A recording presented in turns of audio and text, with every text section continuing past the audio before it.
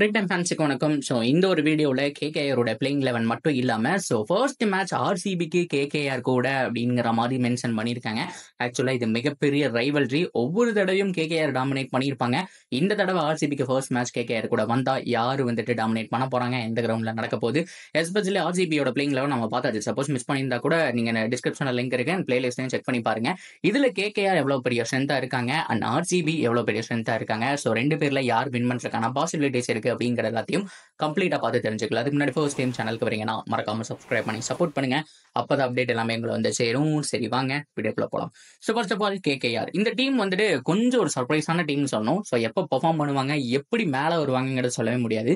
2021 IPL எத்தனை பேருக்கு ஞாபகம் இருக்கு அப்படின்னு தெரியல. சிஎஸ்கே சாம்பியன் ஆனாங்க. அதாவது மறுபடியும் கம்பேக் சூப்பர் கிங்ஸ் அப்படின்னு பேர் எடுத்த ஒரு சீசன் 2020 தர்ம அடி அபுதாபியில் அப்படின்னு தான் சொன்னோம். முதல் தடவை குவாலிஃபை ஆகாம வெளியில போனாங்க.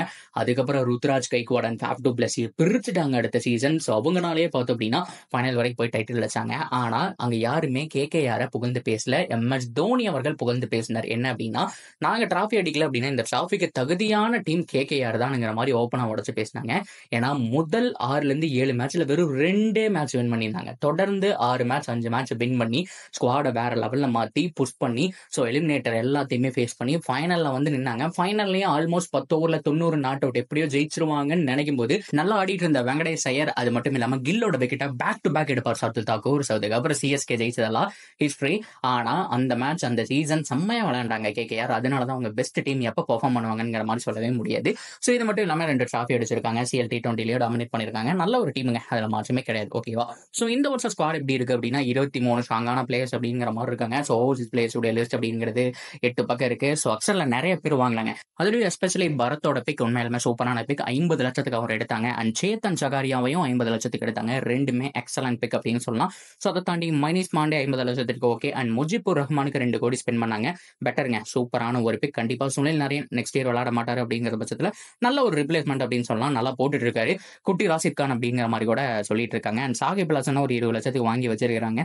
ஸோ ஆக மொத்தம் எல்லாமே கிளியர் ஆயிடுச்சு. அண்ட் மிச்சல் ஸ்டாக்குடைய பிக் எக்ஸலன்ட். ஐபிஎல் வரலாற்றிலேயே அதிக பிரைஸுக்கு போன ஒரு வீரர் மட்டும் இல்லாம நெக்ஸ்ட் இயர் வச்சிருப்பாங்களா இல்லையான்னு தெரியல. மெகாக்ஷன்ல கண்டிப்பா கழட்டி வர சான்ஸ் இருக்கு. அவரு விளையாடுவாரா மாட்டாரா அப்படிங்கிறது டவுட் தான். இனிமே இந்த ஒரு வருஷம் யூஸ் பண்ணிக்கலாமே அப்படிங்கிற மாதிரி தான் எடுத்து வச்சிருக்காங்க. ஸோ ஓவராலா கேகேஆர் நல்லாவே பிக் பண்ணியிருக்காங்க. ஓகே, உங்களோட ஸ்குவாட் எப்படி இருக்கும்னு கேட்டீங்கன்னா, ரகமுதுல்லா குர்பாஸ் நல்லா ஆடிட்டு இருக்காருங்க.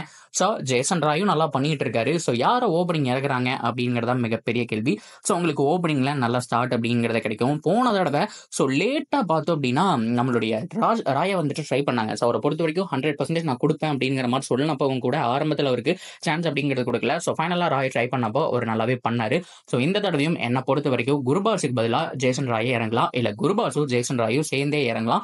பட் இருந்தாலும் அவங்களுடைய அந்த ஃபாரின் ரெக்வயர்மெண்ட் பொறுத்து. ஸோ ஒன் டவுனை பொறுத்த வரைக்கும் பார்த்தோம் அப்படின்னா நிதிஷ் ராணா போன வருஷம் கேப்டன்சி பண்ணாரு. இந்த தடவை கேப்டன்சி இல்ல, ஒன் டவுன்ல மட்டும்தான் ஆட போறாரு. ஏன்னா கேப்டன்சி ஸ்ரேயா ஐயருக்கு போக போகுது அப்படிங்கிறதா உண்மையான விஷயம். ஸோ அவர் தான் கேப்டனுங்கிற மாதிரி அனௌன்ஸ் பண்ணிட்டாங்க. ஸோ அதுக்கப்புறம் சுபியா சர்மா அந்த மாதிரியான பிளேயர்ஸ் உள்ள ஆட் பண்ணிக்கலாம். ஆனா அது போக மெயின் ஆளை உருவாக்கி வச்சிருக்காங்க. வேற யாரும் கிடையாது. ரிங்கு சிங் இருக்காரு. அண்ட் ரசல் பேய்த்தனமான ஃபார்ம்ல இருக்காருங்க. ஸோ அவர் வேற ஃபார்முக்கு வந்துட்டாரு. ஸோ அவரை உள்ள எடுத்து போட்டு வச்சிருக்காங்க. ஸோ இதை தாண்டி ரூதர்ஃபோர்ட் இருக்காரு.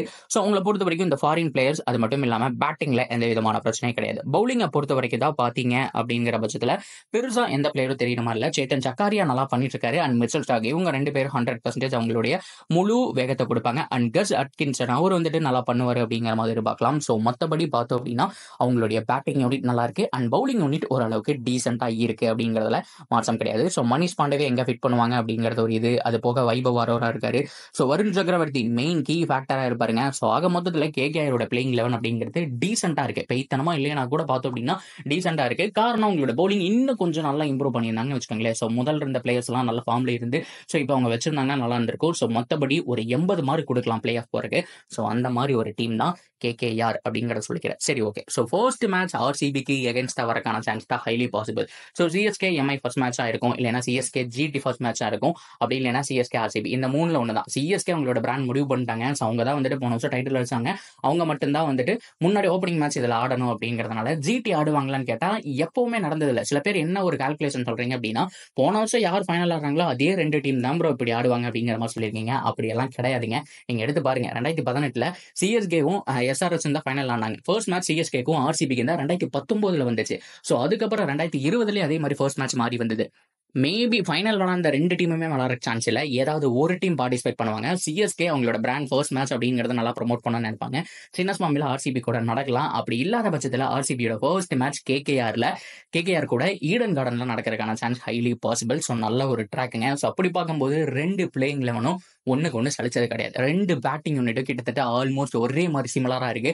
ஸோ ரகமுல்லா குருபாஸ், அது போக ஜேசன் ராய் இருக்கிறாரு. ஸோ அது போக இந்தியன் மிடில் ஆர்டர் பேட்ஸ்மேன் பயங்கரமா இருக்காங்க. ரசல் வரைக்கும் பார்த்தோம் அப்படின்னா பெய்த்தனமான பேட்டிங் லைனப் இருக்கு. அப்படியே கட் பண்ணோம்னா இந்த பக்கம் ஒன்றும் சலிச்சது கிடையாது. So Will Jacks, Cameron Green, Faf du Plessis, Maxwell அப்படின்னு சொல்லிட்டு சரியான பேட்டிங் யூனிட்டை பொறுத்த வரைக்கும் ஆர்சிபி பெட்டரா இருந்திருக்காங்க. ஸோ பவுலிங்கை பொறுத்த வரைக்கும் ஆர்சிபி ஓரளவுக்கு இது பெட்டரா இருப்பாங்கன்னு தான் தோணுது. மிச்சல் ஸ்டாக் இருந்தாலும் இந்த பக்கம் வந்துட்டு நம்ம சிராஜா அவருக்கு ஈக்குவலாக வச்சுக்கலாம். ஸோ அது போக பார்த்தோம் அப்படின்னா டாப்லி வந்தாருன்னா மட்டும் ஆர்சிபியோட பவுலிங் யூனிட் வேற மாதிரி இருக்கும். ஸோ மற்றபடி யார் என்ன பண்ணாலும் என்ன அவங்களுடைய பவுலிங் யூனிட்டோட சாங் அப்படிங்கிறது அவங்களோட பர்ஃபார்மன்ஸ் பொறுத்து தான் இருக்கு. ஸோ ஆக மொத்தத்தில் 2 டீமே என்னால் கால்குலேட் பண்ண முடியலைங்க. ஆல்மோஸ்ட் சிமிலராக தான் இருக்கு. ஸோ 50-50% அப்படிங்கிற மாதிரி கொடுத்துட்றேன். அண்ட் ரைவல்ரின்னு வந்தப்போ எல்லாமே கேகேஆர் கலக்கியிருக்காங்க. ஸோ கம்மி ரன்னுக்கு ஏகப்பட்ட தடவை சுருட்டி இருக்காங்க ஆர்சிபியை. அண்ட் ஆர்சிபியோட புவரான ரெக்கார்டும் இந்த டீமுக்கு எதிராக தான் இருக்கு. ஸோ ரைவல்ரி அப்படிங்கிற மாதிரி தான் சொல்லணும். பொறுத்திருந்து பார்ப்போம் ஆர்சிபி ஜெயிப்பாங்களா இல்லை கேகேஆர் ஜெயிப்பாங்களா அப்படின்னு சொல்லிட்டு நீங்க என்ன நினைக்கிறீங்களோ தாராளமாக கமெண்ட் செக்ஷன்ல கொட்டி தீருங்க. அண்ட் கேகேஆருடைய ஃபேனா அப்படிங்கிறதையும் சொல்லுங்க. தொடர்ந்து அப்டேட்டுக்கு சேனலோட இணைஞ்சிருங்க. மறக்காம சப்ஸ்கிரைப் பண்ணி சப்போர்ட் பண்ணுங்க.